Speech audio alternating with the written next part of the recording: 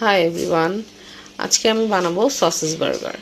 বাসায় যখন বার্গার বান থাকবে তখন তোমরা সসেসটা ফ্রাই করেই বার্গার বানটা বানিয়ে ফেলতে পারো। আম্মু প্রথমে বিফ বার্গার বানিয়েছিল। বিফ বার্গার বানানোর জন্য বিফের যে মিটটা তৈরি করছিল এটা ফ্রাই করার পর অনেক বেশি ছোট হয়ে যায়। দ্যাটস ওয়াই আমি এটা একটু ইনোভেশন করে সসেস বার্গার বানিয়ে ফেলি। দেখতেই পারতেছো খুব ইজি ওয়েতে সসেস বার্গারটা বানিয়ে ফেলেছি এবং পুরো বার্গারটাও মিটে ভরে গেল।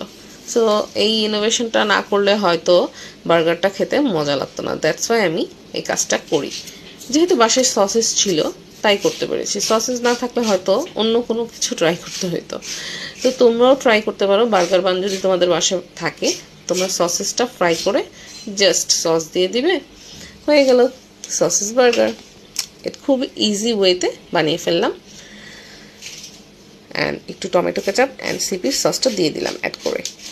আল্লাহ হাফেজ। থ্যাংক ইউ আম্মু। কেমন লাগলো আমার ইনোভেশন? কমেন্ট করে জানাবে। আল্লাহ হাফেজ। খুবই মজা ছিল, খুবই ইয়াম্মি ছিল।